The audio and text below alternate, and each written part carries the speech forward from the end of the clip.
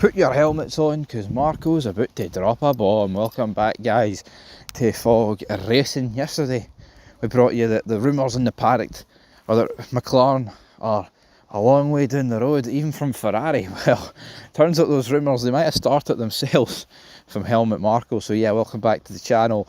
Very soon we're going to have our Australian Grand Prix preview and predictions. That'll probably be what, today? Well, I say today, tomorrow, I think Wednesday, and we need to get our drivers' championships 1 to 20 up, so I'm looking forward to that. That'll be a rare laugh as well. Rangers, you know, that's the team I follow, and I don't know why I said them there. I don't know, why did I say Rangers? I was supposed to say Fog Racing, Fog Rangers. Oh, that's something.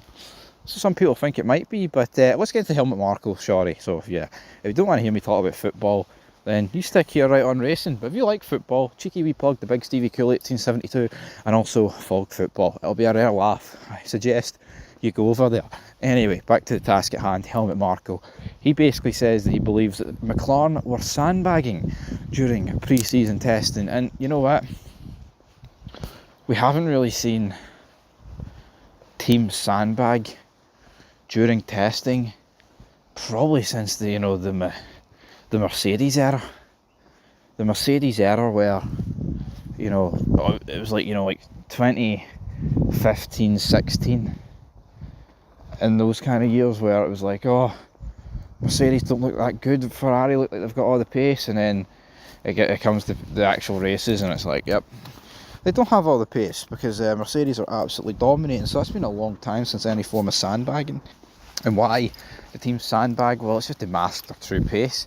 I mean, what's the actual purpose behind it? Is it a marketing ploy?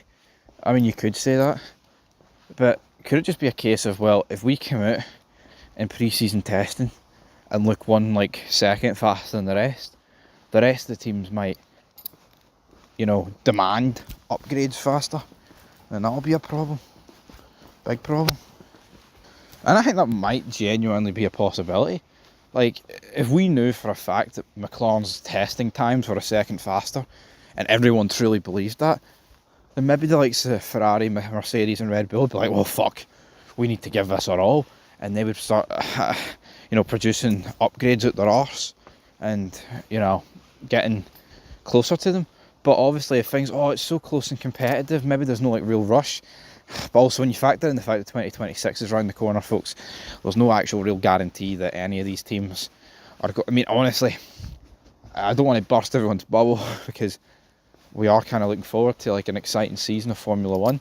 But if we begin in Australia and McLaren are the fastest car, I just don't see a world where the teams behind, by a second, are going to fire everything into the season. I just don't see it. They're not. 2026 is too important. Ferrari, no. Mercedes, no. I mean, I think Red Bull's the only team that might, because Max Verstappen, I do believe he's going to leave Red Bull one day, right? And this is the last year of these regulations. And by the early talk, it is that Red Bull are going to be even worse next year. So maybe this is their last chance. And if there's one guy to drag a championship out of this car, it might be him.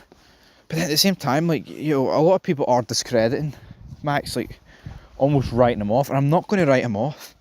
But the flip side of it, these people that are backing Max Verstappen to win, this world title, if they are a second half or 7/10 a lap off McLaren, I don't care, man. There's no mathematical way I think Max Verstappen can win this year's championship.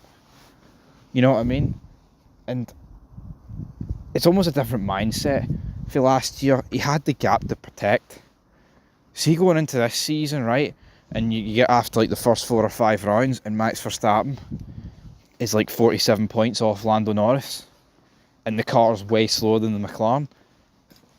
Your level's just naturally going to drop. Max is going to be like, oh, for fuck's sake, that's it, over. But obviously last year, yeah, the levels dropped, but he had a big, massive lead to protect. So, yeah, it depends, folks. It really does depend on how the cars perform in Melbourne, but we'll be back for a preview on that sooner rather than later. And I hear and I see that there could potentially be rain in the air, so looking forward to that. But anyway folks, leave your thoughts down below. Right, Stevie signing out here on fog racing. Till then, peace.